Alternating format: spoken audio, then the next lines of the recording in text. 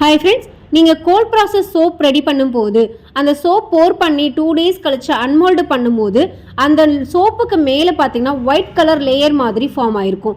So இது பார்க்கும்போது கீழே நம்ம என்ன சோப் பண்ணமோ அந்த கலரும் மேலே ஒயிட் கலர் லேயராகவும் இருக்கும். ஸோ இது வர்றதுக்கு என்ன ரீசன், அதை எப்படி நம்ம சரி பண்ணுறது அப்படின்றத நம்ம இந்த வீடியோக்குள்ளே பார்க்கலாம். வீடியோ எண்டில் சொல்லியிருக்கேன், அதை ஃபுல்லாக பாருங்கள். இவங்க நம்ம student gold process soap ready பண்ணுறாங்க. இந்த சோப்பில் நிறைய ஆயில்ஸ், பட்டர்ஸ், நிறைய ஒயிட்டனிங் ப்ராப்பர்ட்டி இருக்கிற மாதிரியான ஹெர்பல்ஸ் எல்லாமே போட்டிருக்காங்க. இந்த மாதிரி நீங்களும் soap making class, cosmetic making classes எல்லாமே கற்றுக்கணும்னு நினச்சிங்கன்னா கண்டிப்பாக எங்களுடைய இன்ஸ்டியூட்டில் ஆன்லைன் அண்ட் ஆஃப்லைன் கிளாஸஸ் எடுத்துகிட்ருக்கோம். அதில் நீங்கள் அட்டன் பண்ணிக்கலாம்.